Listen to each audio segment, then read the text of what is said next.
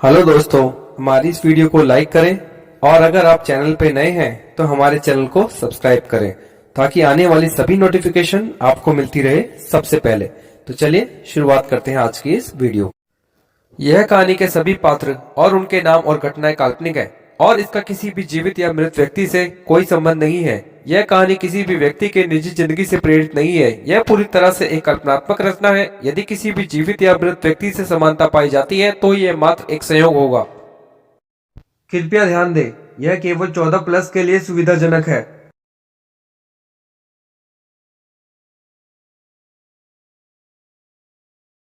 पत्नी का मायका, सौतन का प्यार। रमा को लगा कि घर में सब लोग चिंता कर रहे होंगे, लेकिन जब वह घर पहुंची तो किसी ने भी उससे कुछ नहीं पूछा। मानो किसी को पता ही नहीं कि आज उसे आने में देर हो गई है। पिताजी और बड़े भैया ड्राइंग रूम में बैठे किसी मुद्दे पर बातचीत कर रहे थे। छोटी बहन जानवी पति जिग्नेश के साथ आई हुई थी। वह भी बड़ी भाभी के कमरे में माँ के साथ बड़ी और छोटी दोनों भाभियों के साथ बैठकर गप्पे मार रही थी। रमा ने अपने कमरे में जाकर कपड़े बदले, हाथ मुंह धोया और खुद ही रसोई में जाकर चाय बनाने लगी। रसोई से आती बर्तनों की खटपट सुनकर छोटी भाभी वहां आ गई और औपचारिक स्वर में पूछा, अरे रमा दीदी, आप आ गई? लाओ, मैं चाय बना देती हूँ आपके लिए। नहीं, मैं बना लूँगी, रमा ने बड़े ठंडे स्वर में उत्तर दिया। तो छोटी भाभी वापस चली गई। रमा एक गहरी सांस लेकर रह गई। कुछ समय पहले की बात है। कुछ समय पहले तक यही भाभी उसके दफ्तर से आते ही चाय नाश्ता लेकर खड़ी रहती थी।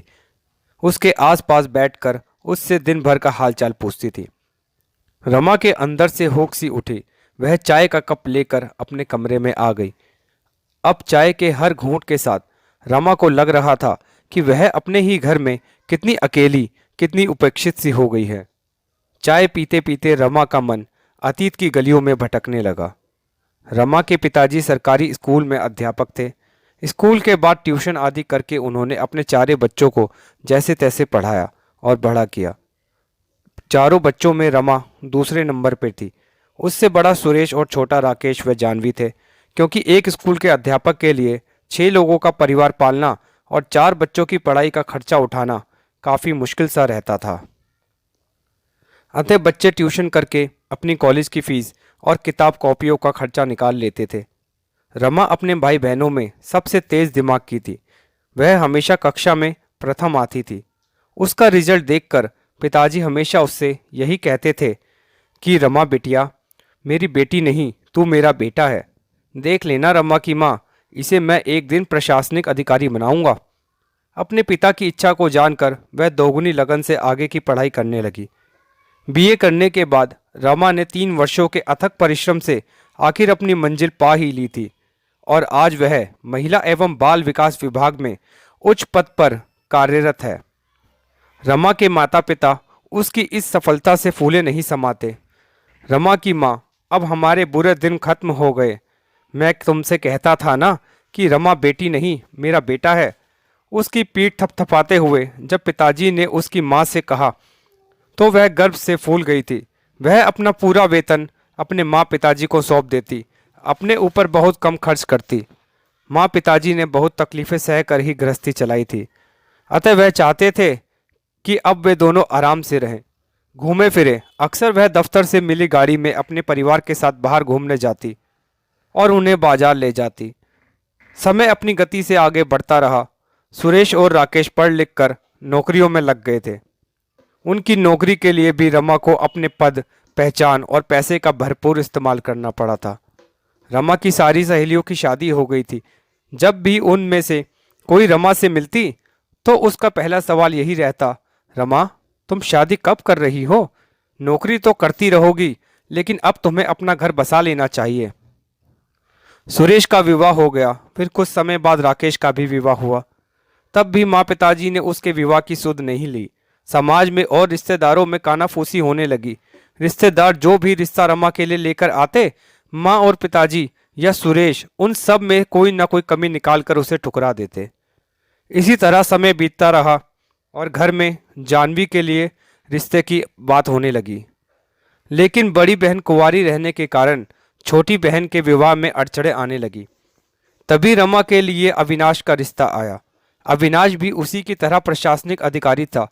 उसमें ऐसी कोई बात नहीं थी कि रमा के घर वाले उसमें कोई भी कमी निकालकर उसे ठुकरा पाते। रिश्तेदारों के दबाव के आगे झुककर आखिर बेमन से उन्हें रमा की शादी अविनाश से करनी ही पड़ी।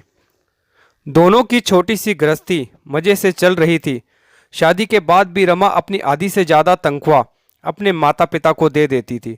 एक ही शहर में रहने की वजह से अक्सर ही वह मायके चली आती थी। घर में खाना बनाने के लिए घर में रसोइया तो रखा ही हुआ था, इसीलिए वह अविनाश के लिए ज़्यादा चिंता भी नहीं करती थी।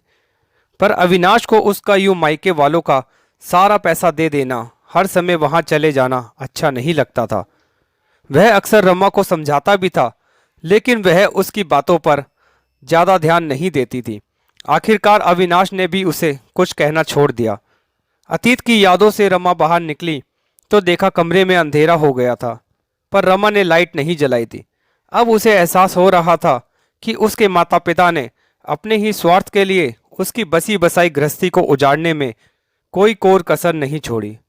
रमा के माता पिता को हर समय बस यही लगता था कि आखिर कब तक रमा उनकी ज़रूरतें पूरी करती रहेगी, कभी तो अविनाश उसे रोक ही देगा।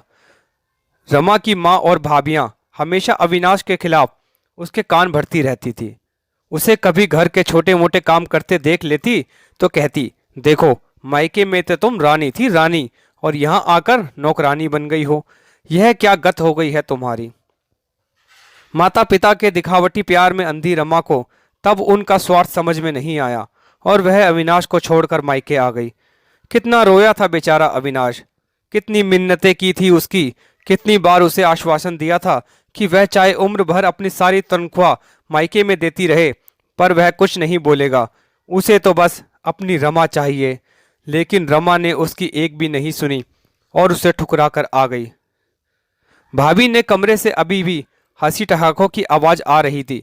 रमा को याद आया कि जब 4 साल पहले वह अविनाश को घर छोड़कर हमेशा के लिए अपने मायके आ गई थी, तब सब काम उससे पूछकर ही किए जाते थे। यहाँ तक कि खाना भी उससे ही पूछकर बनाया जाता था। और अब अंधेरे में रमा ने एक गहरी सांस ली। धीरे धीरे सब कुछ बदल गया। जानवी की भी शादी हो गई। उसकी शादी में भी उसने अपनी लगभग सारी जमा पूंजी पिताजी को सौंप दी थी। आज वही जानवी माँ और भाभीियों में ही मगन रहती है, अपने ससुराल के किस्से सुनाती है।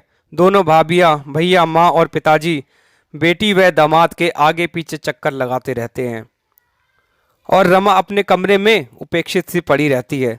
जानवी के नन्हे बच्चे को देखते ही उसके दिल में एक टीस सी उठती है। आज उसका भी नन्हा सा बच्चा होता, पति होता, अपना घर होता। रमा दीवार से सिर टिकाकर बैठ गई। तभी उसके कमरे में उसकी माँ आई। अरे अंधेरे में क्यों बैठी हो? माँ ने बत्ती जलाते हुए पूछा। कुछ नहीं माँ, बस थोड़ा सिर में दर्द है। रमा ने दूसरी ओर मुड़कर जल्दी से अपने आंसू पोंछ लिए। सुन बेटी, मुझे तुझसे कुछ काम था, माँ ने अपने स्वर में मिठास घोलते हुए कहा। बोलो माँ, क्या काम है? रमा ने पूछा। जानवी दिवाली पर मायके आई है तो मैं सोच रही थी कि उसे एक आध गहना बनवा दूं। दामाद और नन्हे के लिए भी कपड़े लेने हैं। क्या तुम कल बैंक से 15,000 रुपये निकलवा लाओगी? कल शाम को ही बाजार जाकर गहने और कपड़े ले आएंगे हम उनके लिए। ठीक है, कल देखेंगे, रमा ने तल्ख स्वर में कहा। रमा ने माँ से कह तो दिया, पर उसका माथा बन्ना गया। 15,000 रुपये क्या कम होते हैं? कितने आराम से कह दिया निकलवाने को। इतने सालों से वह अपने पैसों से घर भर की इच्छाओं की पूर्ति करती आ रही है, लेकिन आज तक इन लोगों ने उसके लिए एक चुनरी भी नहीं खरीदी। माँ को तो जानवी के लिए गहने कपड़े खरीदने की चिंता है, लेकिन उसके लिए दिवाली पर कुछ भी खरीदना याद नहीं रहता। दूसरे दिन दफ्तर में रमा का मन पूरे समय अविनाश के इर्द गिर्द घूमता रहा। उसे अपने किए पर आज बहुत ही ज्यादा पछतावा हो रहा था। लंच में उसकी सहेली अनुराधा उसके कमरे में आ बैठी। अक्सर दोनों के साथ साथ लंच करती थी। क्या बात है रमा? अनुराधा ने कहा। मैं कुछ दिनों से देख रही हूँ कि तू बहुत ज़्यादा परेशान लग रही है। अनुराधा ने लंच करते समय जब अपनेपन से पूछा तो रमा अपने आप को रोक नहीं पाई। घर वालों के उपेक्षापूर्ण व स्वार्थी रवैये के बारे में उसे सब कुछ बता दिया। देख रमा, मैंने तो पहले भी तुझे समझाया था कि अविनाश को छोड़कर तूने अच्छा नहीं किया, पर तू मायके वालों के स्वार्थ को प्यार समझ बैठी और मेरी एक भी नहीं मानी थी। अब हकीकत का तो तुझे भी पता चल गया ना। मुझे अपनी गलती का एहसास हो गया है। मेरी आंखें अब खुल गई हैं। रमा की आंखों से आंसू ढुलक पड़े। अब जाकर आंखें खुली हैं तेरी। लेकिन जब अविनाश ने तुझे मनाने के लिए और घर वापस ले जाने के लिए इतनी बार कोशिशें की, तो बेचारा मना मना कर थक गया। अनुराधा का स्वर कड़वा सा हो गया। मैं अपनी गलती मानती हूँ। अब बहुत सजा भुगत चुकी हूँ मैं। मेरे पास अपना कहने को अब कोई भी नहीं बचा। मैं बिल्कुल अकेली रह गई हूँ। अनु, इतना कह रमा फफक पड़ी। रमा को रोते हुए देखकर अनुराधा का मन पिघल गया और उसे चुप कराते हुए वह बोली, देख रमा, अभी भी कुछ नहीं बिगड़ा है। हाँ, देर तो तूने बहुत कर दी है, लेकिन इसके पहले कि और भी देर हो जाए और अविनाश अपनी जिंदगी कहीं और बसा ले, तू वापस चली जा। तेरा पति होगा, अपना घर होगा, अपना बच्चा और अपना परिवार होगा। अनुराधा ने उसके सिर पर हाथ फेरते हुए उसे समझाया। लेकिन क्या अविनाश मुझे माफ करके फिर से अपना लेंगे? रमा ने सब सुबकते हुए पूछा। वह करे या ना करे, पर तुझे अपनी ओर से पहल तो करनी ही चाहिए। और जहां तक मैं अविनाश को जानती हूं, वह तुझे दिल से अपना लेगा, क्योंकि यह तो तुम भी जानती हो कि उसने अब तक क्या पता शादी शायद ना की हो, अनुराधा ने कहा। रमा ने आंसू पोंछ लिए और आखिरी बार जब अविनाश उसे समझाने आया था, तब जाते जाते उसने रमा से यही कहा था कि रमा, मेरे घर के दरवाजे तुम्हारे लिए हमेशा खुले रहेंगे और मैं जिंदगी भर तुम्हारा इंतजार करूंगा। अनुराधा ने रमा का हाथ पर अपना हाथ रखते हुए कहा, जा, खुशी खुशी जा, बिना संकोच के अपने घर वापस चली जा। बाकी तेरी बहन की शादी हो चुकी है, भाई कमाने लगे हैं, पिताजी को पेंशन मिलती है, उन लोगों को अपना घर चलाने दे। अब तू जा और तू जाकर अपना घर संभाल ले। एक नई जिंदगी तेरी राह देख रही है।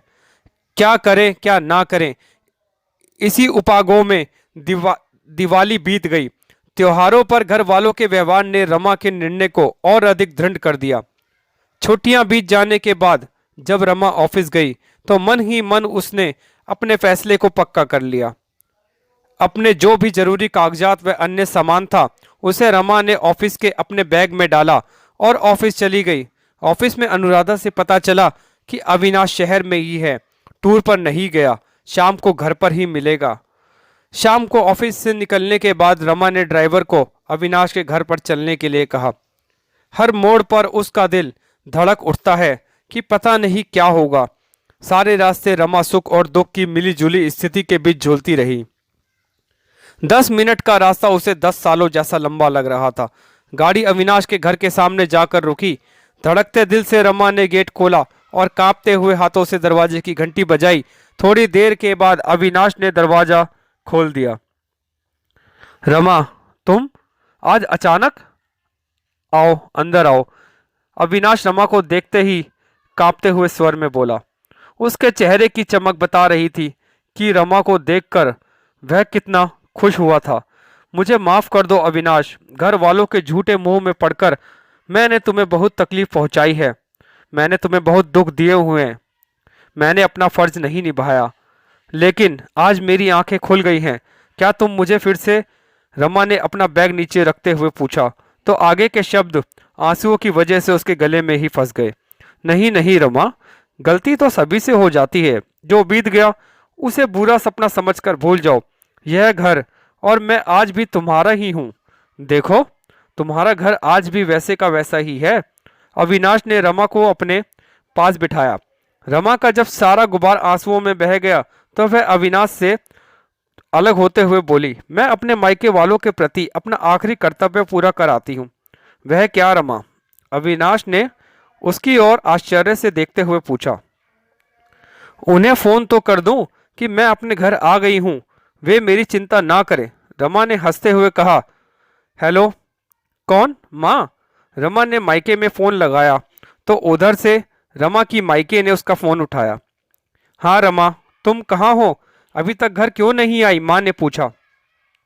माँ, मैं घर पहुंच गई हूँ, अपने घर अविनाश के पास। यह क्या पागलपन है रमा। यह सुनते ही रमा की माँ बौखला गई। इस तरह से अचानक ही उसने फोन काट दिया। माँ और कुछ कहती अपने नए रमा ने कहा, अपने नए जीवन की शुरुआत में वह किसी से उल्टा सीधा नहीं सुनना चाहती थी, इसीलिए उसने फोन काट दिया। उसे प्यास लगी थी। पानी पीने के लिए रमा रसोई में गई तो देखा एक थाली में अविनाश दीपक सजा रहा है। यह क्या कर रही हो अविनाश? रमा ने कौतूहल से पूछा। दिए सजा रहा हूँ, अविनाश ने उत्तर दिया। लेकिन दिवाली तो बीत चुकी है।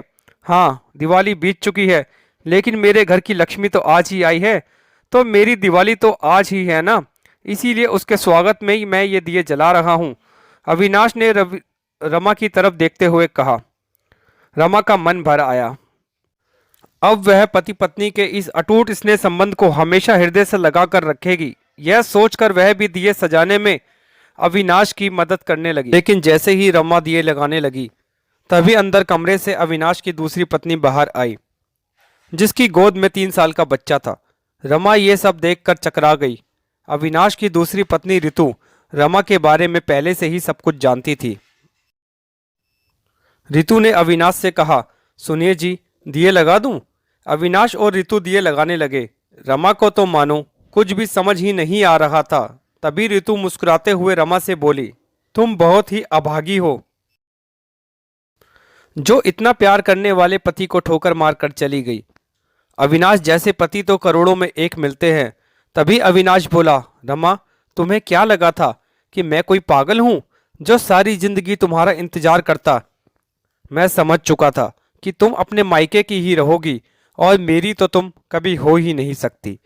इसीलिए मैंने अपने नए जीवन की शुरुआत तुम्हारे जाने के बाद ही कर ली थी। ऋतु ने रमा से कहा, अब तुम यहाँ कभी मत आना, क्योंकि मैं नहीं चाहती कि मेरा पति किसी भी गैर औरत से बात तक भी करे। अब तुम यहाँ से जाओ, हमें बाहर खाना खाने के लिए जाना है। और हाँ, तुम्हारा बहुत बहुत धन्यवाद जो तुमने अविनाश जी को मेरे लिए छोड़ दिया, क्योंकि अगर तुम इन्हें ना छोड़ती तो मुझे इनसे अच्छा पति कभी भी नहीं मिल पाता। इसीलिए तुम्हारा बहुत बहुत धन्यवाद। ये कहकर अविनाश और ऋतु अपने 3 साल के बच्चे को लेकर बाहर घूमने के लिए चले गए। रमा भी बिना कुछ कहे किसी से भी रोते हुए बाहर चली गई। दोस्तों, जो लड़कियां अपने मायके के कहने में आकर अपने बसे बसाए घर को उजाड़ लेती हैं और अपने पति को ठोकर मारकर अपने मायके चली जाती हैं, शुरू में तो उनको ये लगता है कि मायके वाले ही उनके सब कुछ है, उनके माँ बाप ही उनके अपने हैं, उनके भैया भाभी ही उनके अपने हैं। लेकिन उन्हें ये नहीं पता होता कि जिंदगी बीतती रहती है और उम्र हमेशा बढ़ती रहती है। बुढ़ापे में जाकर हमें एक अच्छे और सच्चे जीवन साथी की ज़रूरत होती है। वो ज़रूरत हमारे माँ बाप या हमारे भाई बहन पूरी नहीं कर सकते, क्योंकि बुढ़ापे में हमें एक सहारा चाहिए होता है। रमा जैसी कई औरतें जो अपने मायके वालों के दबाव में आकर अपने पति को छोड़कर तो चली जाती हैं और इसी आस में बैठी रहती हैं कि उनका पति आएगा और उनके सामने झुकेगा और उनको अपने घर लेकर जाएगा। लेकिन इस कहानी में अविनाश ने शुरू में तो अपनी पत्नी रमा से काफ़ी मिन्नतें करी कि वो उसके साथ चले, लेकिन रमा ने उनको सभी बातें ठुकरा दी और उनके साथ घर वापस नहीं गई। लेकिन अंत में रमा के साथ जो हुआ वो आप सभी लोगों ने देखा। दोस्तों, अगर आप लोगों को ये कहानी पसंद आई हो तो हमारी इस वीडियो को लाइक करें, शेयर करें, और अगर आप लोग हमारे चैनल पे नए हैं तो हमारे इस चैनल को सब्सक्राइब करें। और आप लोग हमें कमेंट करके ये ज़रूर बताएं कि रमा ने अपने पति अविनाश के साथ जो किया वो किस हद तक जायज़ था, और अविनाश ने जो दूसरी शादी करी वो किस हद तक जायज़ था। आप हमें अपनी राय कमेंट करके ज़रूर बताएं। धन्यवाद।